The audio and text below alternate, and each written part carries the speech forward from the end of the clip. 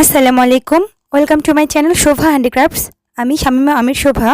আজকে উপস্থিত হয়েছি চমৎকার একটি ফুল নিয়ে। দেখতে পাচ্ছেন এখানে ৮টি পপকর্ন স্টিচ রয়েছে প্রথমে, তারপরে 8টি প্যাটেল রয়েছে। তো এই ফুলটি যে কোনো নেক ডিজাইনের উপরে রাখতে পারেন বা যে কোনো কিছু ডেকোরেশনে কিন্তু ইউজ করতে পারেন। তো এই ফুলটি তৈরির জন্য আমি 3টার সুতা ডাবল করে নিব। আপনারা 9টার সুতা বা উল সুতা যে কোনো সুতা দিয়ে কিন্তু কাজটা করতে পারেন, সামারিয়ান সুতা, ওকে।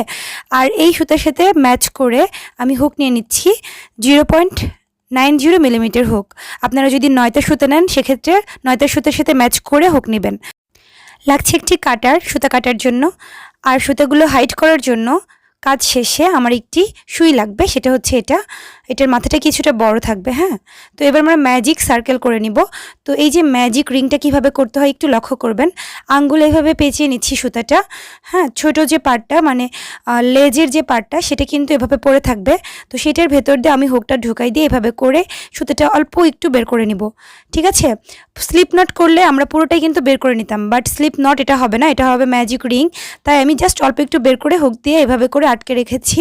আর বাকি যে বড় পার্টটা, ছোট পার্টটা এভাবে নিচের দিকে থাকবে, আর বড় যে সুতার পার্টটা সেটা আমি আঙ্গুলে পেঁচিয়ে নিব। প্রথমে 3টা চেন করে নিব, 1 2 3। তারপরে এই ম্যাজিক সার্কেলকে কেন্দ্র করে আমাদেরকে ডাবল ক্রোশেট করতে হবে। ঠিক আছে, তো 3টা চেন সমান একটা ডাবল ক্রোশেট। এবার আমরা আরও 4টা ডাবল ক্রোশেট করে নেব। এর ভেতরে একটা ডাবল ক্রোশেট করলাম, 2টা ডাবল ক্রোশেট করলাম, 3টা,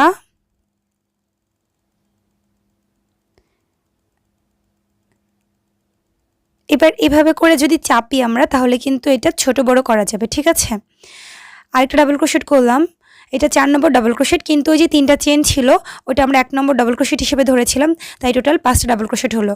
ঠিক আছে, তো এইভাবে বড় একটু নিয়ে সুতাটা নিয়ে আমরা হুকটা বের করে আনলাম। এবার 3 নম্বর চেন, 1 2 3, একদম নিচ থেকে ওপর পর্যন্ত যে 3 নম্বর চেনটা হচ্ছে সেই 3 নম্বর চেনের মধ্যে হুকটা দিয়ে আমরা এই যে বড় যে উঁচু সুতাটা আমরা রেখেছিলাম সেই সুতার অংশটা এভাবে করে টেনে বের করে আনলাম। পপকর্ন স্টিচ হয়ে গেল, 3টা চেন করে নিলাম। এই যে 3টা চেন করার পরে আমরা আবার এই সার্কেলের মধ্যে আরও 5টা ডাবল ক্রোশেট করব। 1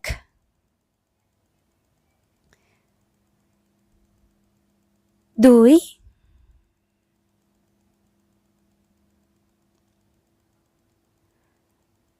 3 4 5, টোটাল 5টা ডাবল ক্রোশেট করে এভাবে করে সুতোটা বের করে নিয়ে আসলে কিন্তু আমাদের পপকর্ন স্টিচ হয়ে যাবে। এবার প্রথম যে ডাবল ক্রোশেট করেছিলাম সেটা ঠিক চেনের যে মাথা সেটাতে আমরা হুকটা নিব, নিয়ে এই যে বের করে রাখা যে সুতাটা সেটা বের করে নিয়ে আসতে হবে। এবার 3টা চেন করব, 1 2 3। 3টা চেন করার পরে আবারও আমরা এই যে ম্যাজিক রিং এটার মধ্যে আরও 5টা ডাবল ক্রোশেট করব পপকর্ন স্টিচ করার জন্য। 1 নাম্বার ডাবল ক্রোশেট, 2 3 4 5। তো 5টা ডাবল ক্রোশেট করা হলো। এবার কিছুটা সুতা বাড়তি রেখে হুকটা বের করে আনবো। প্রথম যে ডাবল ক্রোশেট করেছিলাম সেটার ঠিক চেনের মধ্যে হুকটা ঢুকিয়ে আমরা এভাবে করে বাড়তি যে সুতাটা সেটার টেনে বের করে আনবো। ঠিক আছে, এটাকেই পপকর্ন স্টিচ বলে। আমি 3বার দেখিয়ে দিলাম আপনাদেরকে, এরপরে আরও 5বার করতে হবে, টোটাল 8বার। ঠিক আছে, তো আমি অফ ক্যামেরাতে টোটাল 8বার করে ফিরে এসেছি। এখানে গুনে গুনে করবেন, 8বার কিন্তু পপকর্ন স্টিচ করা হয়েছে। এবার বাড়তি যে সুতাটা দেখতে পাচ্ছেন সেই সুতাটা আমরা টেনে কিন্তু এরকমভাবে এই যে আমি করেছি সেটার মতো ছোট করে ফেলতে পারবো। ঠিক আছে, এই জন্য কিন্তু ম্যাজিক রিং করতে হয়। তো একটু আমি টেনে নিচ্ছি। এই যে বাড়তি যে সুতাটা এটা এভাবে করে প্রেস করলে কিন্তু এই যে মাঝের যে অংশটা সেটা কিন্তু কমে আসবে। এবার প্রথম পপকর্ন স্টিচের জয়েনিংয়ের ভেতরে হুকটা এভাবে করে ইনপুট করব, আর বাকি সুতাটা এভাবে করে স্লিপ স্টিচ দিয়ে বের করে নিয়ে আসতে হবে। তাহলে পুরো পপকর্ন স্টিচের যে পার্টটা সেটা কিন্তু জয়েনিং হয়ে গেল। এবার সেকেন্ড পার্টে যে প্যাটেলগুলো রয়েছে, পাপড়িগুলো, সেটার কাজ করতে হবে। এই জন্য পরবর্তী চেন 3 স্পেসের মধ্যে গিয়ে একটা সিঙ্গেল ক্রোশেট করলাম, একটা চেন করলাম। তারপরে আমরা এখানে 5টা ডাবল ক্রোশেট করব। 1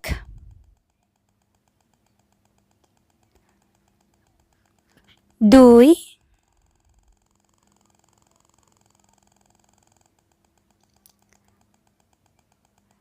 3 4 5টা ডাবল ক্রোশেট করা হলো, একটা চেন করব, একই চেন 3 স্পেসের মধ্যে আমরা একটা সিঙ্গেল ক্রোশেট করব। এবার পরবর্তী চেন 3 স্পেসে চলে যাব। প্রথমে একটা সিঙ্গেল ক্রোশেট করব, এই জন্য হুকটা চেন 3 স্পেসের মধ্যে দিয়ে সুতোটা এভাবে টেনে বের করে আনতে হবে। তারপরে এভাবে করে সিঙ্গেল ক্রোশেট করলাম, একটা চেন করলাম, তারপরে 5টা ডাবল ক্রোশেট করব।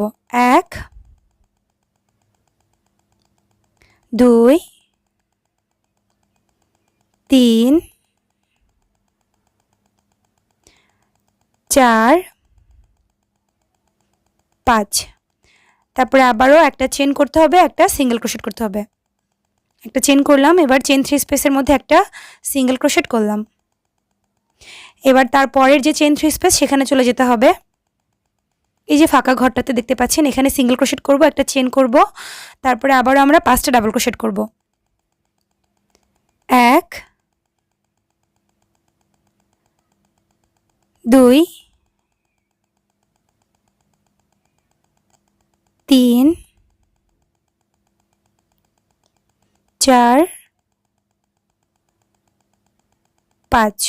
আবারও একটা চেন করব, একটা সিঙ্গেল ক্রোশেট করব সেম চেন 3 স্পেসে, ঠিক আছে?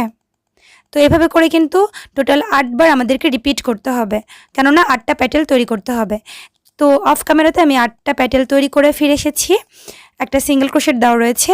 তো এখনই আমি সুতোটা কেটে নিচ্ছি আমার কাটারটা দিয়ে, এভাবে সুতোটা বের করে নিচ্ছি।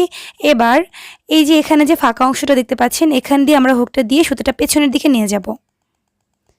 তো এবার আমরা এই সুতোটা কীভাবে ইনভিজিবল করব সেটা দেখিয়ে দিচ্ছি। তো এই জন্য আমাদের বড় যে সুইটা সেটা কিন্তু লাগবে। তো তার আগে আমরা চিকন এই হুকটা দিয়েই আর একটু সুতোটা বের করে নিচের দিকে নিয়ে যাব। যে যার মতো করে কিন্তু সুতাগুলো ইনভিজিবল করতে পারেন, তবে কাজ ফিনিশিং সুন্দর আসার জন্য আমাদেরকে সুতা ইনভিজিবলের কাজটি কিন্তু খুব মনোযোগ দিয়ে করতে হবে।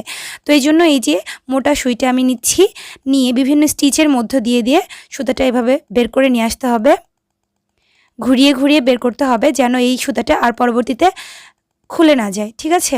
কারণ এটা কিন্তু ওয়াশেবল, বারবার ওয়াশ করা লাগতে পারে, যেহেতু বিভিন্ন কিছু ডেকোরেশনে এই কাজটা আমরা ব্যবহার করব, এই ফুলগুলো ব্যবহার করব, তাই এই সুতোগুলো যেন পরবর্তীতে দেখা না যায় এবং ইনভিজিবল করা যায়, তাই আমরা বিভিন্ন দিকে ঘুরিয়ে ঘুরিয়ে এমনভাবে সুতোটা ইনভিজিবল করব যেন এটার পরবর্তীতে খুলে যাওয়ার কোনো ভয় না থাকে। তো ঠিক আছে, একটা সুতো অলরেডি আমরা ইনভিজিবল করে কাট করে দিয়েছি। এবার এই যে মিডিলের যে সুতোটা ছিল সেটা আমরা কাট করব। তো সেজন্য আমরা সুতাতে এভাবে করে সুই ভরে নিচ্ছি, তারপরে সুন্দরভাবে এভাবে করে বিভিন্ন স্টিচের মধ্য দিয়ে দিয়ে সুতাটা বের করে আনতে হবে। আপনারা সুতা হাইডের ব্যাপারটা খুব মনোযোগ দিয়ে করবেন যেন পরবর্তীতে এটা খুলে যাওয়ার কোনো ভয় না থাকে। তো আশা করছি আমি বোঝাতে পেরেছি কিভাবে আসলে সুতাটা হাইড করতে হয়। তো এই সুতাটা আমাদের হাইড করা হয়ে গেল, তাই আমি সুতা কাটার মেশিনটা দিয়ে কেটে নিলাম। তো এই তো আমাদের ফাইনাল ফুলটা রেডি। ভিডিওটি ভালো লাগলে অবশ্যই চ্যানেলটি সাবস্ক্রাইব করে দেবেন এবং লাইক কমেন্ট করতে একদম ভুলবেন না। তো কেমন লাগলো ফুলটি সবাই অবশ্যই জানাবেন। আজকে এই পর্যন্ত, অন্যদিন অন্য কোনো ভিডিও নিয়ে আবার উপস্থিত হব। আল্লাহ হাফেজ।